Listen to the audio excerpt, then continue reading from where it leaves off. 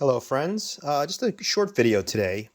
As you can see, the rack of Harris equipment in this 1 kilowatt system is pretty much full at this point. On the bottom we've got the power supply, then the amp, then we've got the exciter, we've got the modem for RIDI work and other waveforms, and I just stuck that in there because I had the space. This is an ALE controller.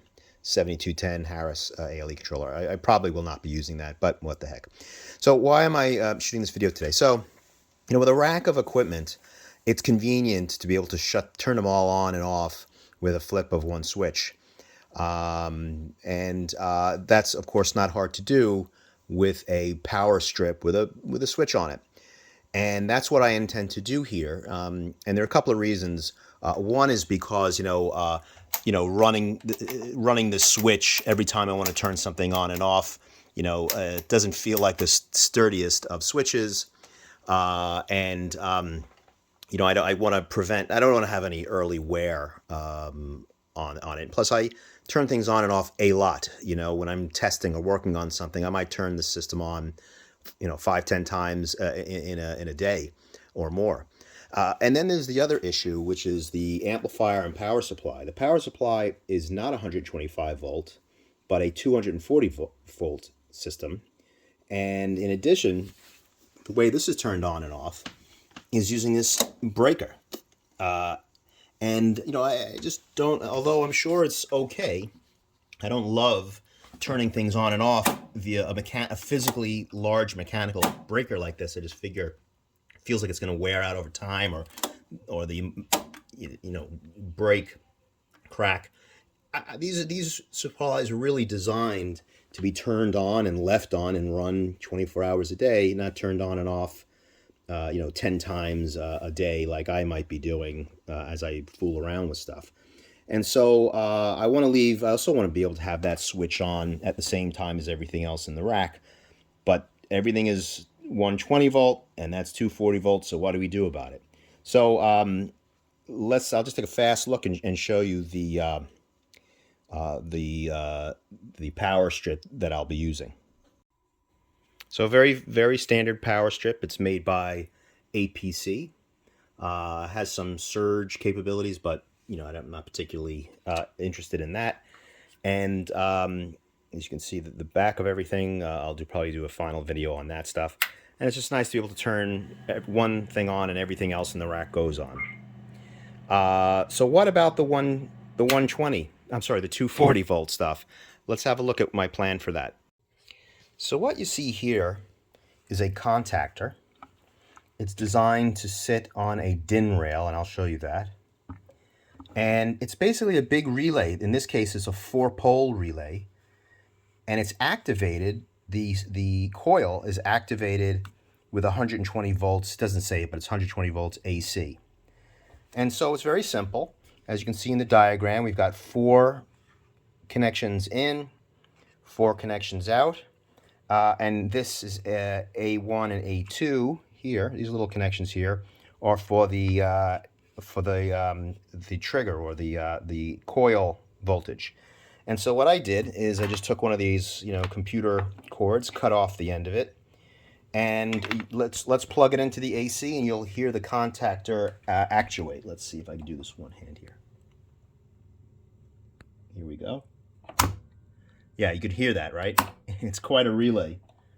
And you can even see there's a little red mechanical, it's not a light, but it's a mechanical flag, essentially, telling you when it's on. It's a very slight hum, nothing objectionable, and frankly, it's, with all the fans running in the rack of equipment, you'll never hear it. Okay, so here it's plugged in to my little watt meter, and that's about 7 watts. Certainly reasonable, nothing to worry about. And on the power supply side of things, this is a very nice cable, a power cable. It came with the unit, so I didn't want to really destroy it. And here you've got the input of the power, and then this military connector goes into the power supply itself. And this is a nice long cable, and I didn't want to cut into it because I figured someday I'll want to get rid of this transmitter, sell the transmitter someday, not today. And why not give somebody a nice intact long power cable in case they didn't want to deal with my silliness with this power stuff.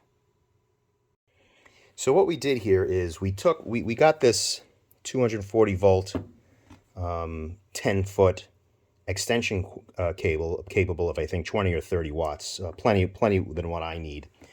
And I got it on Amazon. I think it was like $35, and I had actually bought it last night and came today. Today's a Sunday, so Amazon is really stepping up their game lately. Literally less than 24 hours it arrived.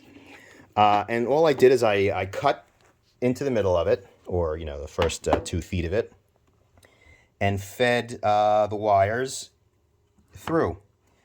Of course, you've got to make sure that they feed, or you should make sure that they line up white to white, green, and black. And so this allows me to use, what I'm going to do is, of course, plug this into the power strip. And then when the power strip is on, it will create continuity in this extension cord. And this will plug into the extension cord. So let's set it up and see how it works. All right, so I mounted it up. Let's take a look at how I mounted it. First thing you'll notice that this contactor, when I bought it on, I think on eBay, came with about, I don't know what's that, about 3 inches, 4 inches of a DIN rail.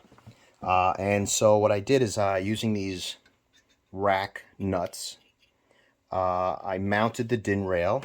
You can see sort of on the inside side of the rack. Here's the rack.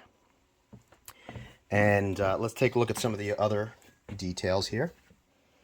So what you'll see is I've also put some strain relief, again using a little rack nut, as this rack's got tons of areas that you can attach these nuts on. And so this is the input, and I'm sorry, what I mean is input to the amp. So the amp will plug into this, and then on the output side, which you can see here, possibly, again another some more strain relief, and this is what goes into the outlet. Let's take a look from the other side. All right, so here's the inside of the rack, and again you can see I put this little DIN, and the contactor clips into the DIN. It moves side to side, but it won't move out. And again, here is what the amp will plug into, and on the other side, what will plug into the wall. And in addition, you'll see here, this is the AC, the 120 volt line that gets plugged in. This is also strain relieved, and that gets plugged into this power strip. And so what I'll do is the amp is not plugged in yet. That's going to be the next part. But I'm going to turn it on and off, see if you can see. So you can hear it click, and you can also kind of see the flash. You can kind of see that red little flag that displays, indicating that it's on. Yeah, so it's working. So the next thing is the big test, where we will plug in the amp and see if it all works. Wish me luck. Okay, and now for the moment we've all been waiting for. I'm standing behind the rack with my finger on the power switch, and as I turn it on, all the 120 volt stuff will turn on directly, and the 240 volt stuff will power on through the contactor. Here we go.